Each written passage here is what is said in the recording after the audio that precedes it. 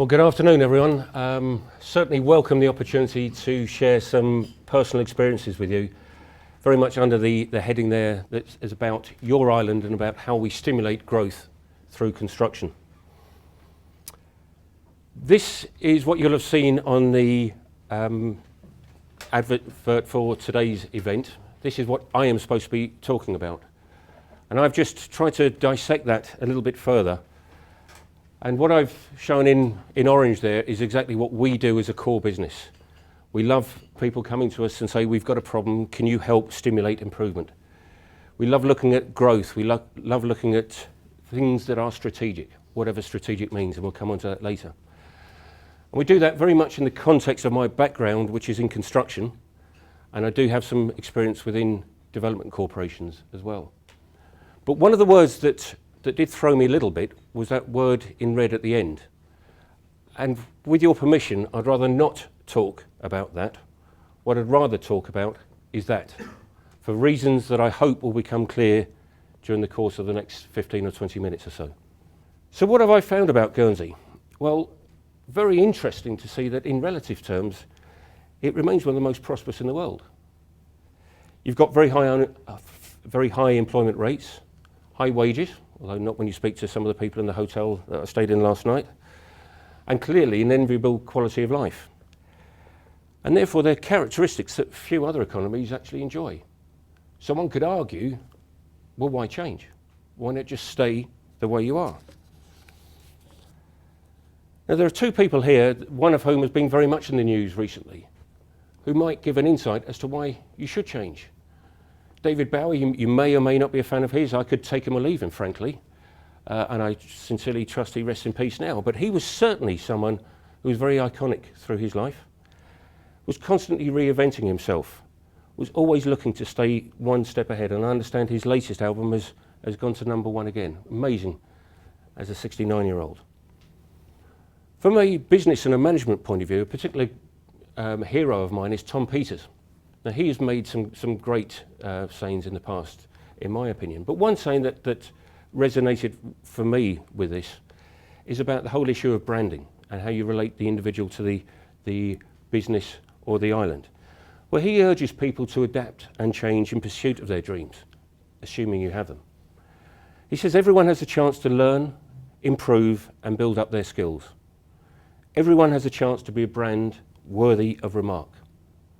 So change everyone to every nation, every island, every country. So going on to your island in a little bit more detail, as I say, I've been carrying out some desktop study about your island.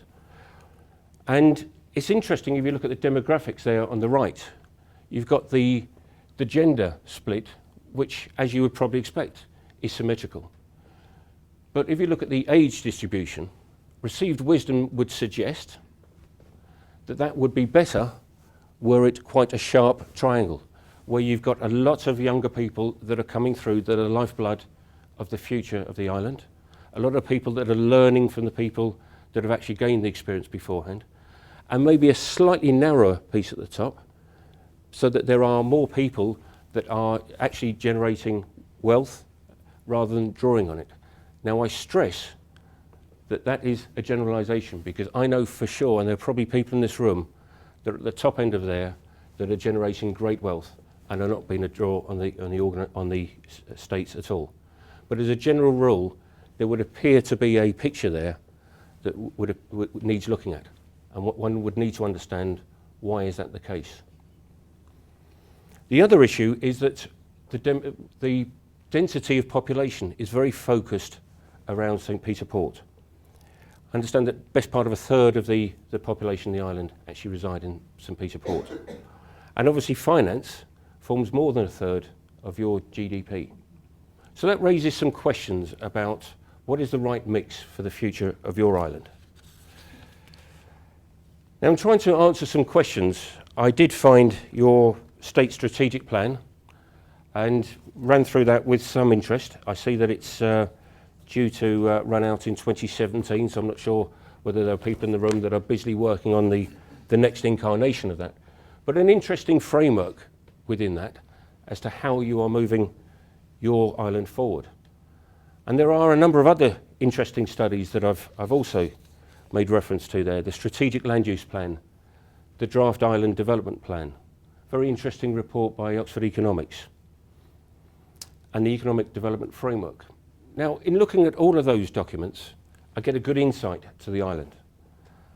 But if I'm brutally honest, from an outsider coming in, I'm not totally clear what the strategic vision is for the island. I'm sure it's there, and there are a number of constituent parts that lead towards that. But to my mind, it doesn't actually smack me. And therefore, it leaves one guessing as to what it really is. And I wonder whether it's right to leave people guessing. What it does do, however, which is something that's extremely powerful, and as you'll see in a few slides later, resonate with a particular slide that we use within our business and within construction. And that's about the focus not just on the outputs, but also on the outcomes. Recognising that this isn't just a business, this is an island that people live, learn, work, reside, socialise.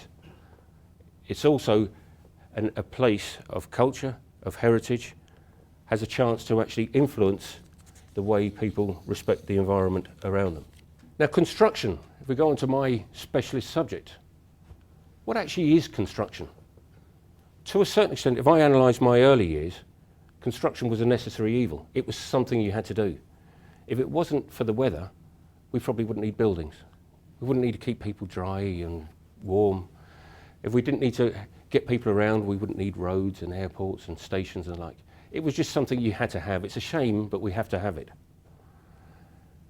Also, construction, well, we'll just call it in. When we need it, we'll call it in. It's a nice to have. Don't worry about construction. Whenever you need it, we'll just flick a finger and we'll call it across.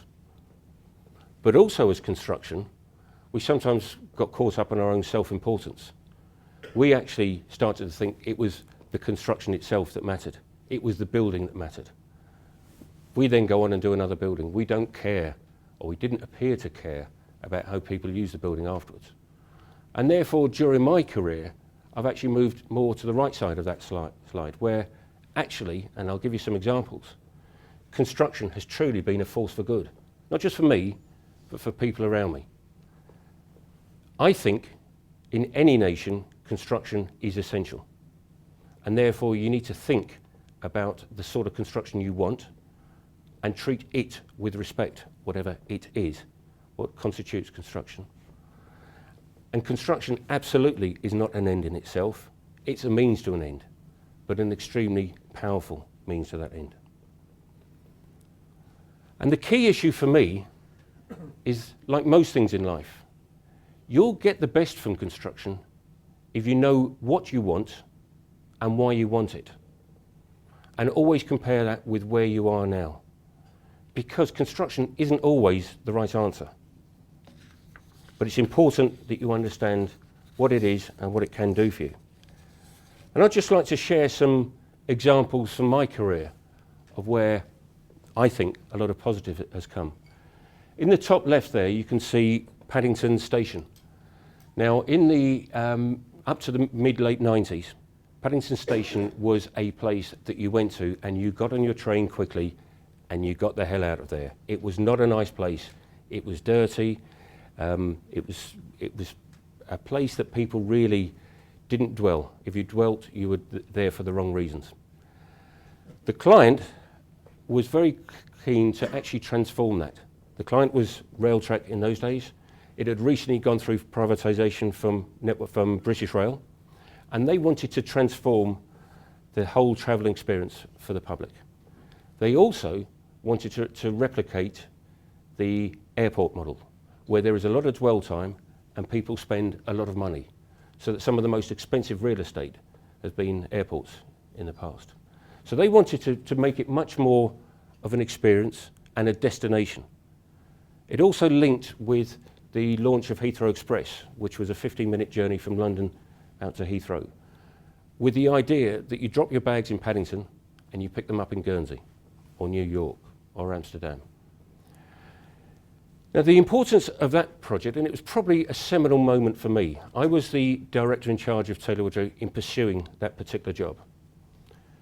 What really got me was that the Network Rail director in charge took time to invite contractors like ourselves into their offices for half a day to talk and to listen and to converse.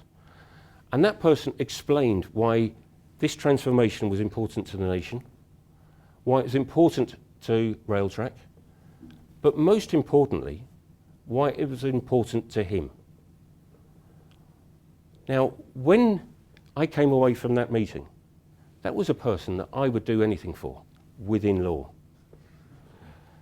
Because this was a man who had a vision and who had real passion and really articulated that in a way that engaged with you. Now, we were fortunate enough to win that commission, but we won that commission not on price, but because we empathised with what they wanted and we responded accordingly. Because there was no way, with the introduction to that scheme I had, that we were not going to employ the best people in our team, that we were not going to employ the best designers and the best subcontractors and the best suppliers. And there was no way that we were going to take our eye off the ball when we'd got halfway through, or 75% of the way through, or 80% of the way through. We delivered that as a tremendous success for everyone involved. We all gained something from it, purely because that man bothered to share his personal passion and the personal importance he placed on that scheme, and then convey that to others. We were pursuing an urban redevelopment commission. This is many, many years ago now. And one of the questions for us was, well, that's all very well, but how are you going to improve tooth decay? Hold on, we're builders. That's not our job, is it? Would be an initial reaction. But a deeper reaction would be, well, what is the purpose of that urban redevelopment? How do you provide the necessary healthcare provision? How do you provide an environment that encourages people to think differently about themselves? How do you provide an environment that encourages people to start thinking about their own health and welfare, and have provision that in the unlikely event they need it, they can access it readily and easily, rather than just provide a development and let the community worry about it thereafter? On a similar vein, we pursued an education complex, a tertiary education complex.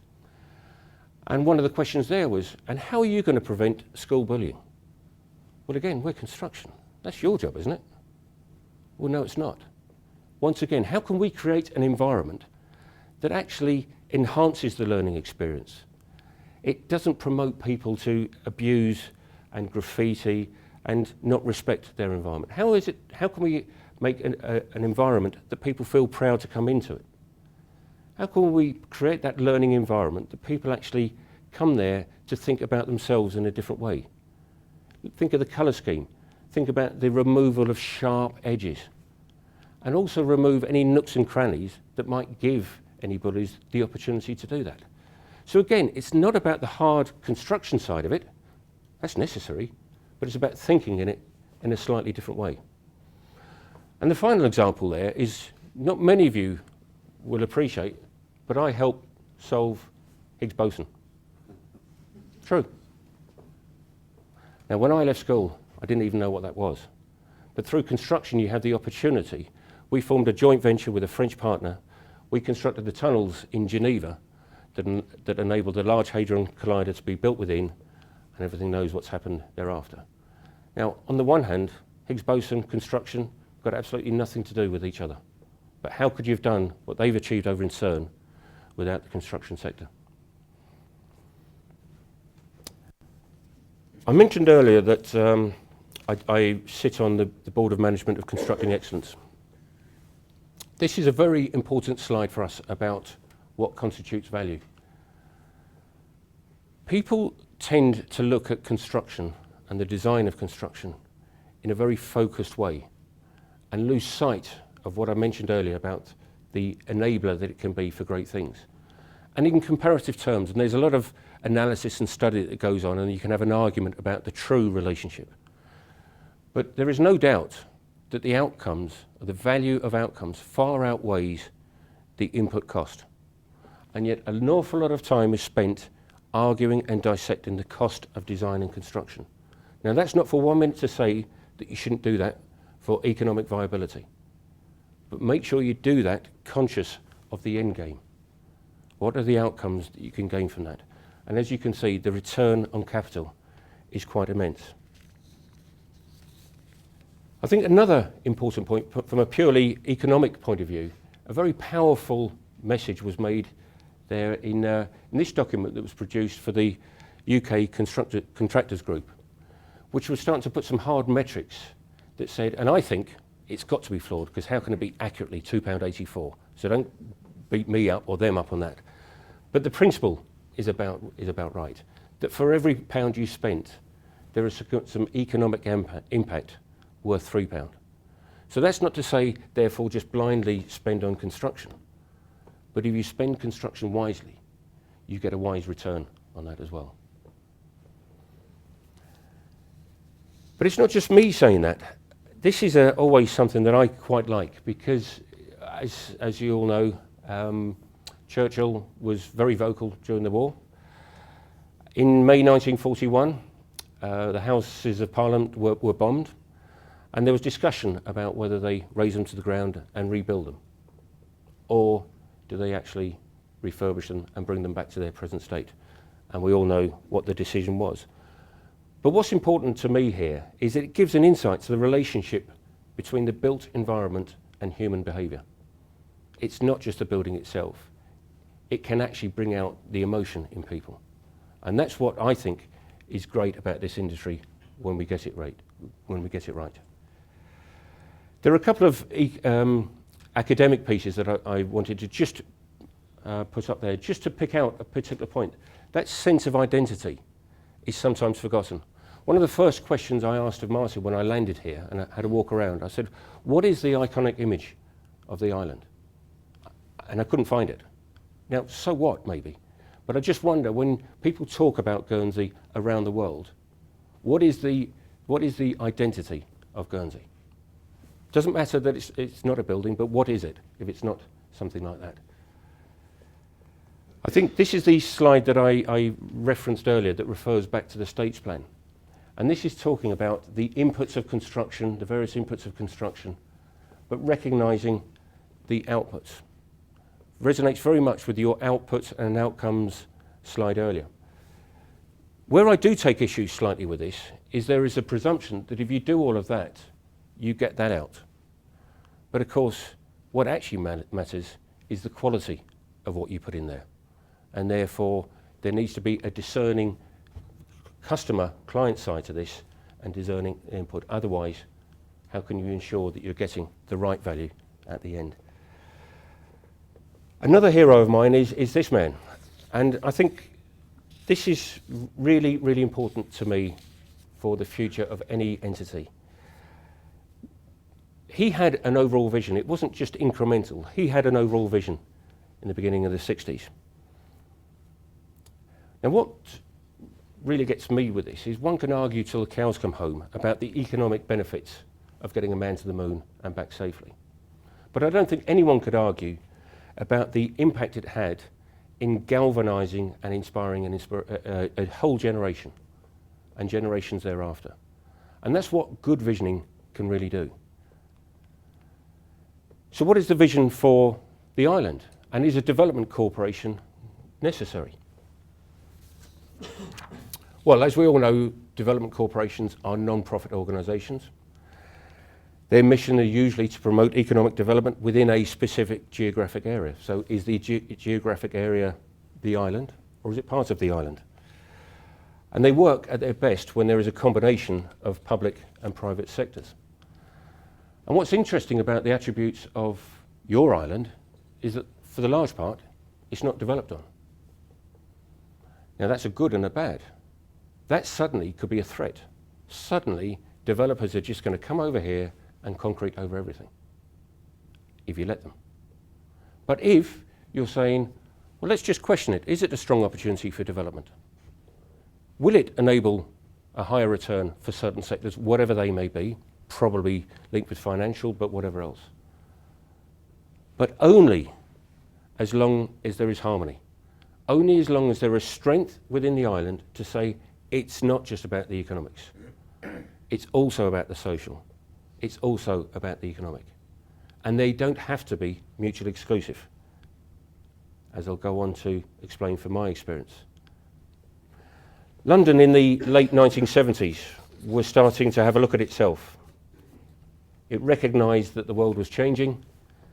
It was a global powerhouse from a financial point of view, but could it stay that way?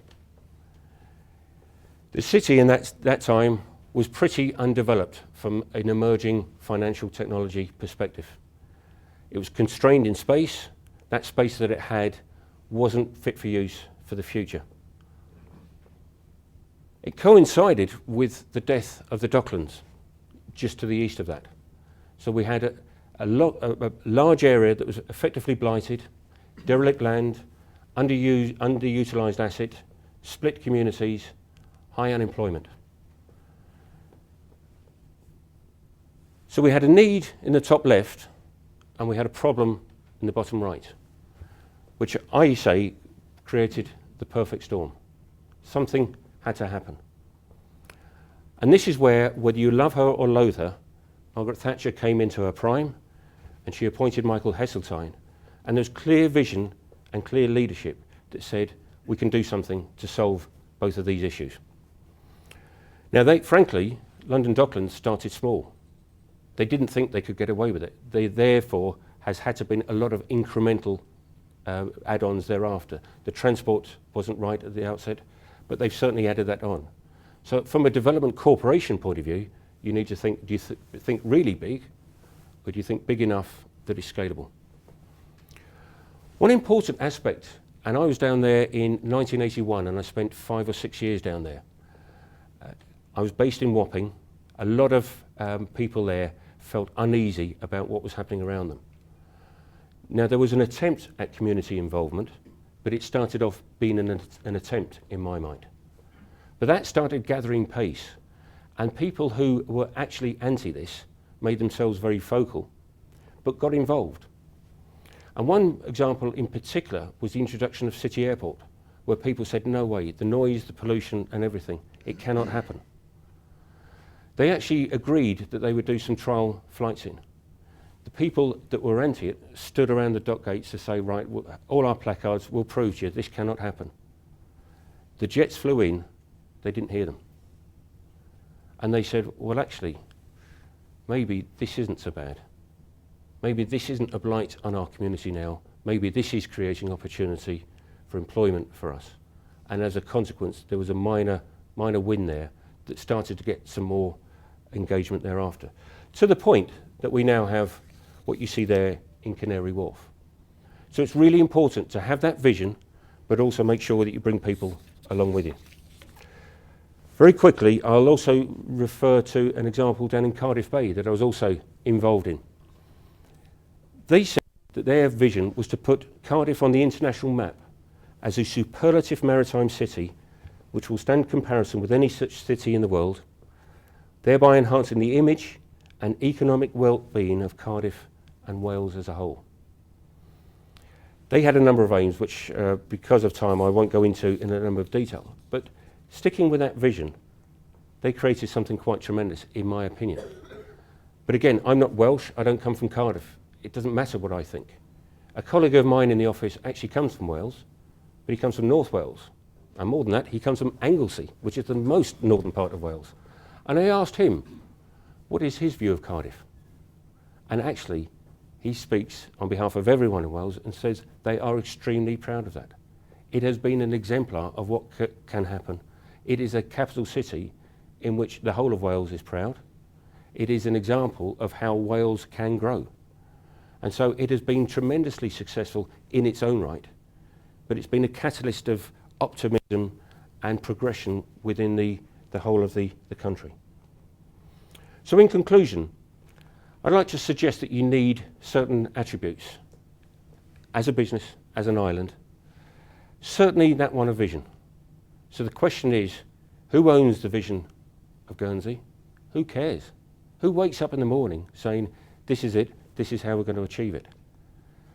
You do need leadership, and you need integration thereafter to bring the constituent parts to make it happen. I put there. Is that where a development corporation comes into play? And you also need capability. And again, I've put construction there. Because if you don't have the capability, then the two at the top are meaningless. You have to have the means to make this happen. Now that can be outsourced, or there is expertise in the island that needs to be developed. But if that expertise in the island is going to invest in development, it needs to have a surety of the future that comes from that vision and that leadership. But if you get that right, you get that sweet spot in the middle that can create growth. I've seen it. I know it happens. I love this quote, and obviously he's a Guernsey resident, but to my mind, this really sums it up. There is a time for everything. So you need to ask, when has your time come? I mentioned at the outset that our mission is about creating value through construction.